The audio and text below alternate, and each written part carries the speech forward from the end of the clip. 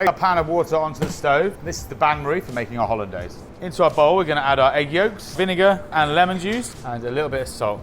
And then we're going to start whisking this over the bain-marie, adding a gentle heat, starting to lightly cook our egg. After a couple of minutes of whisking, just going to take a spoon of water, boiling water, and place it into my eggs. We're going to add the water gradually. This is going to help to stabilize the egg mix and ensure it doesn't split. So as you can see, it's thickening up now, but it's still a long way off. You're looking for this to be lighter in color, and it should hold its shape when you draw a figure of 8 on the top. We're getting thicker now. Just going to add another spoon of water. So we're looking for a nice thick mixture that when you lift it up, you can still see the outline of the figure on the top of the hollandaise. So we've got a pan set with a cloth. Then you're going to place your bowl inside. It's going to stop it moving around. Add our clarified butter, and we're going to leave the boiling water close to us. We're going to use the water to adjust the thickness. We want to put as much butter in as possible without it splitting. Once you've added all your butter and it's all fully incorporated, you should have a nice thick, almost like a mayonnaise-like consistency. This is our base hollandaise, and now I'm going to show you 5 different variations. First up is our classic béarnaise. Start off with some finely chopped shallot, some ground black pepper, some parsley stalks, white wine and white wine vinegar. And we're going to place this on the stove to reduce down. While that's reducing, we're going to pick our tarragon and put the stalks into the reduction as well.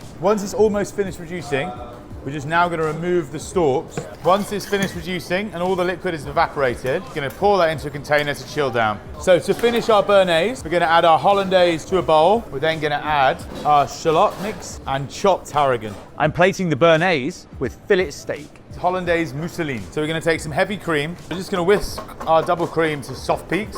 So now we're just folding in some hollandaise. So we've added 1 part double cream to 3 parts hollandaise and then mixed it all together. I'm plating the sauce mousseline with a croissant puck, some spinach, poached egg and some smoked salmon.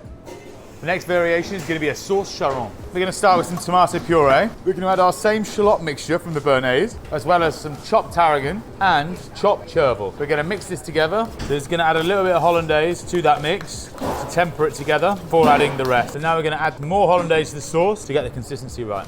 I'm plating the sauce charron with salmon fillet, crispy caballonero and some dill. Maltaise sauce. So we're going to add our hollandaise to our bowl. We're going to take the juice of 2 blood oranges and squeeze it into a pan. Then we're going to place this onto the stove and reduce it by 50%. While the juice is reducing, we're going to zest a blood orange into our hollandaise. Once it's reduced, we're just going to take it out of the pan to cool down slightly. And then we're just going to mix that juice into our hollandaise. I'm plating the sauce maltaise with some blood orange segment, asparagus and chervil. Sauce foyer. So we're going to put some beef stock onto the stove and we're just going to reduce it down to a thick glaze. So once it's now reduced to a nice thick glaze, let it cool slightly and then we're going to add it to the hollandaise.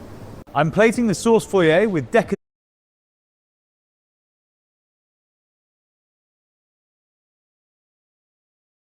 Jacob's ladder and pickled onions. My 5 favourite variations